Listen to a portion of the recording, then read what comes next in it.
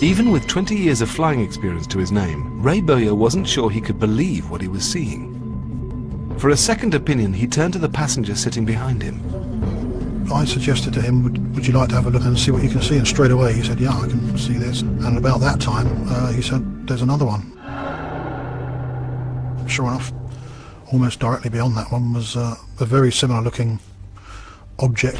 I sort of leant forward to look round the people in front and saw an orange lozenge-shaped light. You know, if you look at a headlight at night, you don't see the edges of the light. You just see the center of the light and then a diffused glow. Yeah, the second one appears to be beyond the first from where I am. It's exactly the same. It's got a gap. It's a cylindrical object, very bright yellow, and there's a gap in the light about 2/3 of the way along it. I gave the air traffic controller that it was probably the size of a Boeing 737, thinking that it was about 5 or 10 miles away. But it would have appeared that from first sighting it was about 55 miles away. So that must have given it a massive size, really. Kelly radioed the other aircraft under his control, asking if anyone could see the unidentified object. We've got something about 8 o'clock resembling the description. Around about a similar range to Alderney from us now. The moment when another pilot said he could see something in the vicinity of Alderney, it really it did make it much more interesting. A call came in from a pilot corroborating the sighting. The objects had now been in sight for nearly 12 minutes. Ray Bowyer was concerned about getting his passengers onto the ground safely. Line 544, Roger, would you like to send? Please, I better go down, I think. It was getting to that point where I was pleased to descend and get on the ground. When we landed, Ray turned around and said that he had seen something extraordinary, something he hadn't seen in his 20 years or so of flying, and he was quite obviously disturbed by the experience.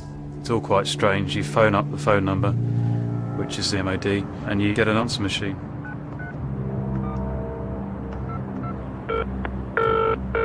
We're travelling back from Southampton to Alderney in a Trailander. I had noticed Ray looking out through the windscreen with his binoculars, which is quite unusual. I saw Ray turn around and talk to someone behind him while we were flying. Now, it wasn't worrying from the standpoint of flying, but it was unusual. And he was gesturing to something down below. On nearing the object, a second identical shape appeared beyond the first.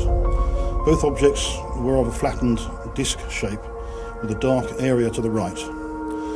They were brilliant yellow with light emanating from within, and I estimated them to be up to possibly a mile across. I pointed it out to John. He had to lean across me to be able to see it.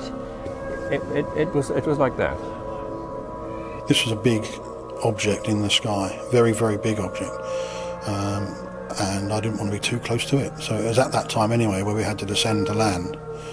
And with both objects still visible and to a lot of the passengers in the back of the aircraft, we descended through the 2,000-foot haze layer and lost sight of it.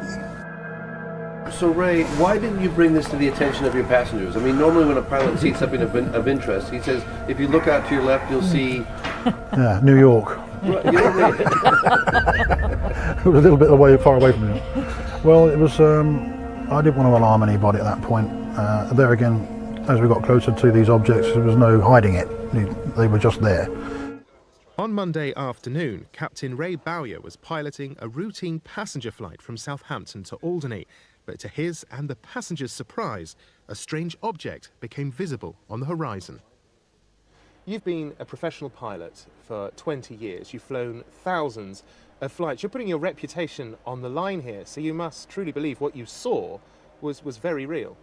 In my years of experience, I've never seen anything like this. And frankly, I'll be perfectly happy not to ever again. It's a pretty chilling thing. And from my first sighting of it, which was initially 50, maybe around 50 miles away, perhaps 40 miles away from the actual object, it appeared to be fairly small, but it must have been pretty huge. It must have been very, very much larger than I thought it was originally. I told air traffic control that they asked me for a size approximately. I said about the size of a 737, perhaps twice the size.